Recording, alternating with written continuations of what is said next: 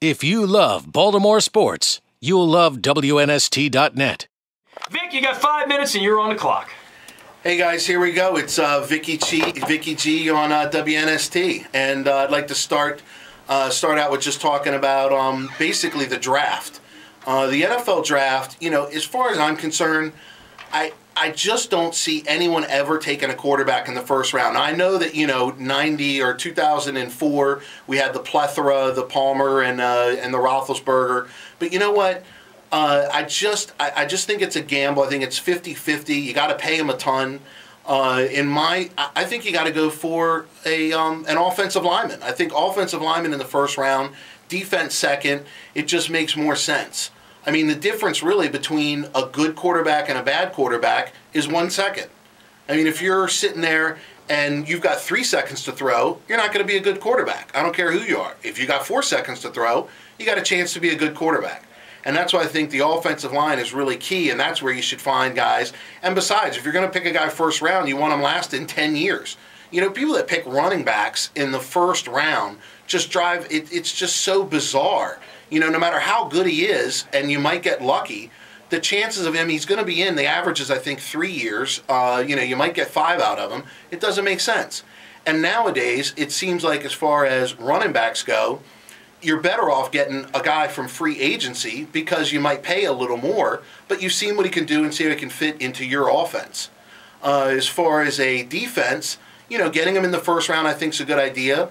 As far as a running back, you can also get running backs in the later rounds. 3rd, 4th, 5th, 6th is a great place to get them. The offensive line, though, and including tight end, because I think they're part of the offensive line, that's where I think you got to go in the first round and concentrate on. I understand that, you know, unless Mel Kiper sits there and says, hey, I'm going to shave my head if this quarterback doesn't do well in his first year. You know, if Mel Kiper puts his hair on the line, chances are the guy is going to be good. So that's the way I feel about the quarterbacks and the draft. As far as the NBA draft, I'll just touch on that for a second. I mean, I really think Hassim Thabit is the real deal Holyfield. This guy, he is going to be a monster. I hear people compare him to Dikembe Mutombo. Okay, yeah, sure. You know who he really is? I really think he's got more Akeem Olajuwon in him. He's really comfortable in his body size. He'll be able to gain 35, 45 pounds. It will not affect his frame or his joints. You know, I think right now everyone still has the Greg Oden disease where they're scared, you know, maybe to take a big man. But I think it's a mistake. I think he is the real deal. I think he is going to be awesome. He's got a great jump shot. He's got great footwork. He just needs, you know, he's only been playing a few years, which is similar to Akeem Olajuwon when he came in years ago. So I feel that it seems to be, you know, I think Griffin's great. I think he's going to be like a Sean Battier type, maybe a Carlos Boozer, but I think Hassim's going to be the man. As far as baseball, I don't know. The O's, I don't know what to say about them. I mean, it's just so heartbreaking. You know, the game last night, we're going to have those, but in general, I think that, you know, I came back here from California in 1995. And it was May 1st. I had driven 14 hours, okay? I'd driven across country with my girlfriend. 14 hours I drive through horrible rain in Pittsburgh. And I don't know if any of you have driven through Pittsburgh, but it's these windy, hilly roads. It's like 4:30 in the morning, so the only thing on the roads in pouring down rain, hilly, 50 miles an hour, are 18-wheelers and me. So I'm all stressed out. I'm all tired. I'm mentally exhausted. I get to downtown Baltimore. We have a room at the Omni. I'm coming back with, I worked for a cosmetic surgery group out there, like I said earlier.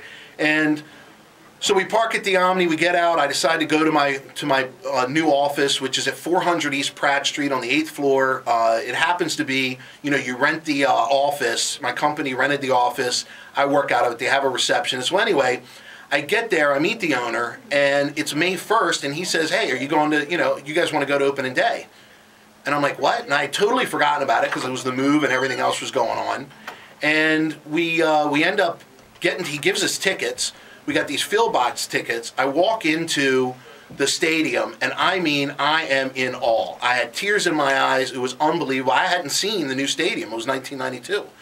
And it was unbelievable. It was a great run. I got to see Cal Ripken. I got to see that 97, 57 games. And then, you know what? From then on, it's just been horrible. It's been depressing.